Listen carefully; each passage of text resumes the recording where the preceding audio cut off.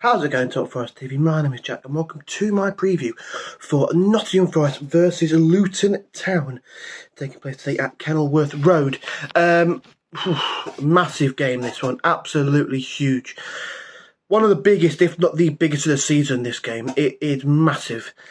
Every Forest fan turned into a Bournemouth fan on Wednesday night, and when Luton went 3-0 up, I thought, oh my goodness, we're doomed.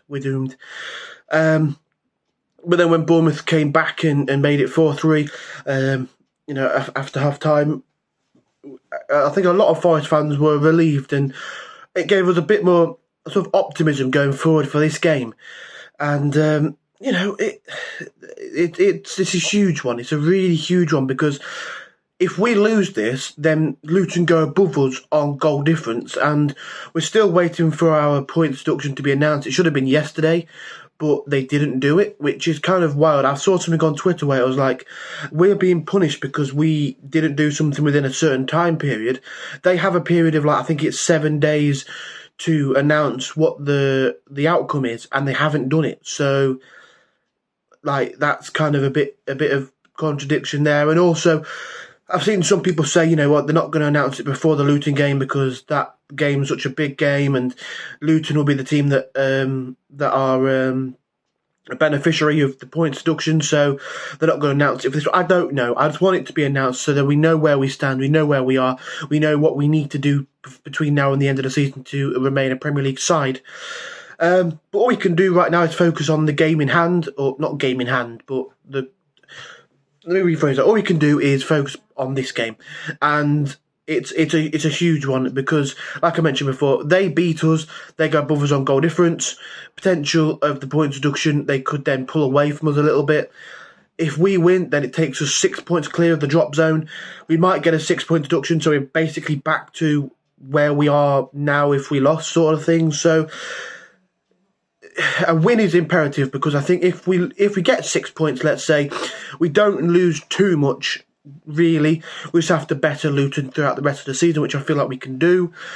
But yeah, it's a huge one. It is a real huge one. I've seen some people dub this on Twitter as almost like a cup final, and I guess they're kind of correct, to be honest with you. It's a really big game down the bottom. It's a massive 6-pointer, and I'm caught in two minds here, really. I'm thinking, right, we know how big of a game this is. We just got to go out there, put all of that in there, and get everything out of it that we possibly can. Use the anger from previous games and referee decisions to really push on and go for it, sort of fight against the adversity, if you will. But then on the other hand, I'm kind of thinking Luton never say die. Luton love it at the Kenilworth Road. Early on in the season at City Ground, it was a 2-0 lead that we squandered to make it 2-2. We took off 3 of our best players on the day. I think it was Yates, Sangare and Bolly, I believe. And then changed it and it just completely collapsed.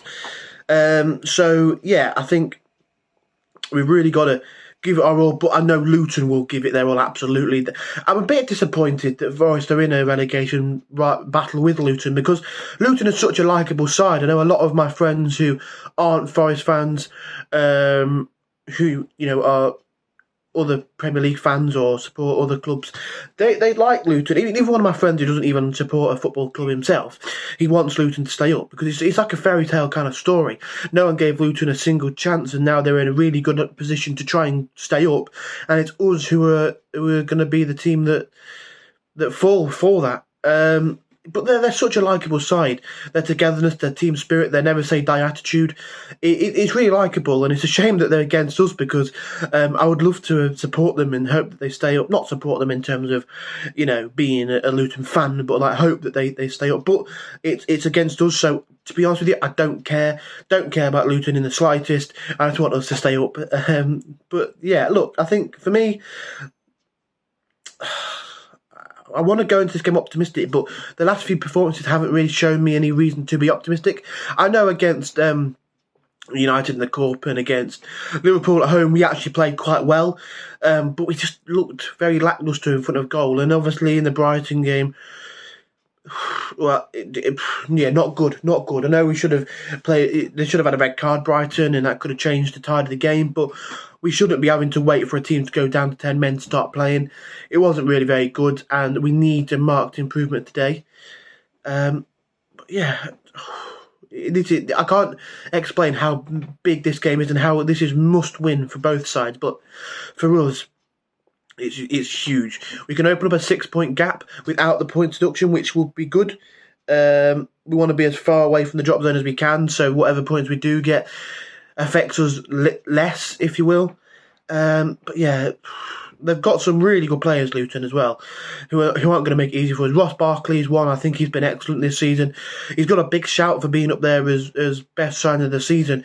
I think they got him on a free transfer, and when he came in, people were like, oh, how's he going to go? Is he going to play very much? What we haven't seen him in the Premier League for a few years, so it'll be interesting to see what happens there. He's been absolutely excellent. Kaminsky between the sticks came from Blackburn, and to be honest, he's been really good for them. He's come in and made the step up, and he's done really well. Ted Mengi is someone that I've been quite, what's the word?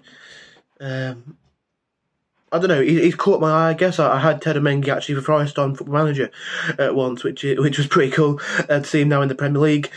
Tahith Chong, Adebayo, Morris. They've got a really good side, and Alfie Doherty as well. So they're not going to make it easy for us at all. We're going to have to really, we're basically going to have to want it more than them. That's at the end of the day what we need to do. We need to want to win more than them, and to want to win more than Luton is not easy. But we really need to make sure that we go and do that. Into Forest then, I'd have Matt Sells in goal. I know he had a little bit of a mix-up with Omar Mamadeli, which led to the own goal against Brighton, but other than that, he's been pretty solid, pretty safe, so I'd go with him. A back four for me, I'd have Neko at right back. I think he's been excellent. Even in the poor run of form, even in the games we've not played too well, he's been a standout performer. One player of the month for February, which I'll say is deserved. Should have had a penalty against West Ham. Should have had a red card given against Jacob Mulder for the tackle on him. But yeah, for me, I really think his dynamism, getting up and down that right-hand side, will be really important. Left back, I think it dependent on Ola Aina. I'd love to see Ola Aina back in the side. I know he hasn't played since AFCON, and I'd love to see him back in there. If not, then I'd probably go with Harry Toffolo. But for me, I'd love to see Ola Aina back in there. Centre halves for me, then I'd probably, it's a bit of a controversial pick, but I might just go with Murillo and not Murillo, sorry, Niakate and Bolly. I know it's not the most what's the word? Inspiring, I guess. I don't know, not inspiring. What's the word? Popular choice, I suppose, because I think Murillo is a very big fan's favourite. I love the bloke. Loads of Forest fans love him. Omar Madeli's done well. I'm not digging him out because of the own goal that happens, and that's just what being a defender comes with. But I think for me, I want a bit more experience. Bolly was back in training, so hopefully he's fit to play.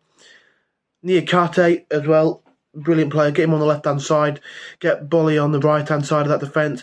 And, Bolly, I saw a stat, and I think it was like, I can't remember exactly the stat it was. I think it might have been like headed clearances or something like that. But it was a massive stat that he was ahead of. Out of the, I think it was like the other 14, so it doesn't count the big 6. From what I can gather, but it was brilliant. It was good to see. So a side that struggles to defend corners, getting someone in who can do that is really important. So I'd probably go with those two. They're a bit more experienced. They've got a bit more know-how. I'd go with those two. In front, then I'd probably have a midfield too. I'd love to see Ibrahim Sangare back in that midfield. I know I wasn't very complimentary about him after the Fulham game. I thought he kind of down tools and was one of those people who thought, oh, they bought me for big money, I'm bigger than the club, bigger than the manager. And it really wound me up. But I think it needs must, and he is a very good player. We saw that at AFCON. We've seen that at spells when he was in the Forest side. So for me, getting back in that starting 11, I'd have Yates alongside him, combative, knows what it means to play for the badge, knows what it means to get him stuck in. I'd have him. 3 behind the striker then. I'd go with Alanga, Cho and MG W. Yeah, Morgan Gibbs-White in there. I think he's going to have a really good game today. I've got him in my fantasy football team for the day, and I really hope that he shows us that, that you know, I think you look at that United performance in the league, and he was incredible. He was everywhere, and we need him to be like that today. I look at Martin Odegaard, the way that he carried Arsenal against Porto. We need a sort of similar thing like that, but for Gibbs-White. I think he needs to stand up and really show what kind of player he is today, and I've got a feeling he's going to do that. And then the two on the wings, quick, pacey.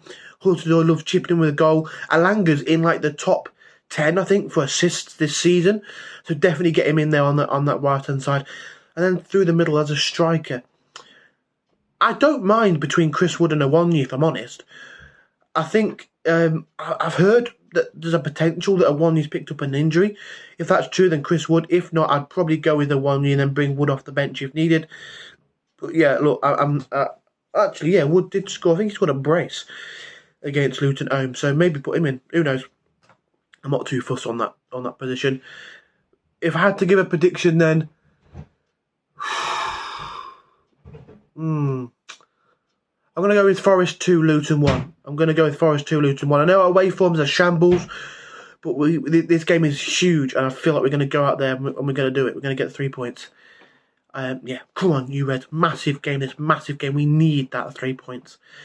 So if you enjoyed this video, smash that like button, subscribe if you haven't already, and you are new around here. Comment down below your thoughts on the game, your prediction, your starting 11, all that good stuff. And come on, you Reds.